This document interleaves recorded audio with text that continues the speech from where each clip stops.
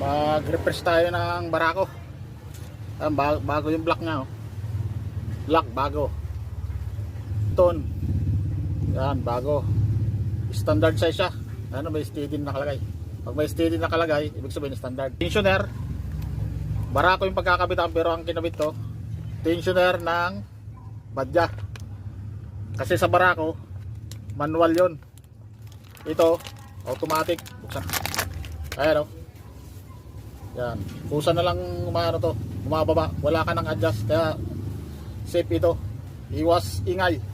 Sakto yan sa block. Sakto yan dito. Yan, itong butas, oh. Ayan, oh. Sakto. Oh. Badya, CT100. Pwede sa barako. Mura lang.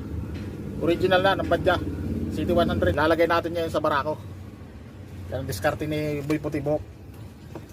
Tapos valve seal, dalawa.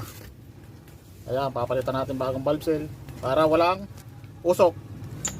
Tapos piston ring, bago rin. Ayan, papalitan. Refresh tayo. Tapos overhauling gasket nya, medyo magandang klase, oh.